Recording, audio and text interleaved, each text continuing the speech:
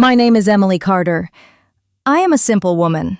I trusted my husband with my whole heart. My husband's name is Jack Carter. He was not a bad man in the beginning. At least, that is what I believed.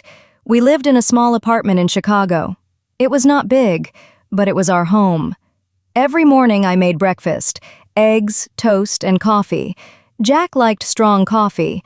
I cleaned the house, I washed clothes, I cooked dinner.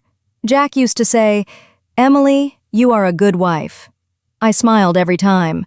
But slowly, things changed. Jack lost his job. He did not tell me the truth at first. He said he was on leave.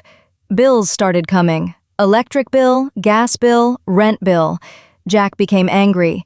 He shouted for small things. "Why is the food cold? Why are you asking for money? Do you think money grows on trees?" I stayed quiet. I did not want fights. One night I asked softly, "Jack, do you need help?" He looked at me. His eyes were cold. "Help? What help can you give?" "I can work," I said. "I can do cleaning, I can do cooking." Jack stayed silent. The next morning, Jack dressed nicely. That was strange. He had not dressed like that for weeks. "Get ready," he said. "We are going out." "Where?" I asked. "You'll see," he replied. We drove to a big house, a very big house. White walls, green lawn. A woman opened the door. Her name was Mrs. Thompson. She looked at me from head to toe. "She looks fine," she said. "She can clean and cook." I was confused. Jack said, "She is my wife. She needs work." Mrs. Thompson nodded. "We need a full-time maid." I looked at Jack. My heart started beating fast. "Maid?" I whispered. "Jack, what is this?" He avoided my eyes. Mrs. Thompson said, "We will pay monthly, food and room included." Jack smiled. That smile broke my heart. "Jack," I said, "you did not ask me." He said coldly, "We need money, Emily." Then he took an envelope. It was full of cash. Mrs. Thompson gave it to him. I realized the truth. He sold me. Not in words, but in action. I felt numb. "Jack, I am your wife," I said. He replied, "You will be fine. It's just work." Then he left, just like that.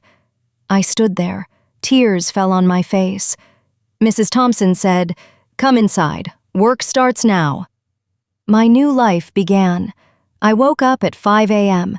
I cleaned floors, I washed dishes, I cooked meals. My hands hurt, my back hurt, but my heart hurt the most. At night, I cried quietly. I called Jack once. "Please take me back," I said. He replied, "Don't create drama. I need money." Then he hung up. Days turned into weeks. Weeks turned into months. I became stronger, not by choice, by pain. Mrs. Thompson noticed my honesty, my hard work. One day she said, "Emily, you are different." I stayed silent. She asked, "Why did your husband leave you here?" I told her everything, every word, every tear. She listened carefully. "That was wrong," she said. "Very wrong." One evening she called me. "Emily, I want to help you," she said. She offered me a better job, respect, salary, freedom. I saved money. Slowly. 1 year later, I moved out. I rented a small place, but it was my place. Jack called me one day. "Emily, I need you," he said. I laughed softly. "You sold me once," I said. "I sold my tears to build myself." He said, "I made a mistake." I replied, "Yes," and I learned my lesson. I hung up. That night, I looked in the mirror. I was not weak anymore. I was not a maid someone sold. I was a woman who survived. Moral of the story: trust should never be traded for money. A woman is not an object. Pain can build strength. Self-respect is more important than marriage.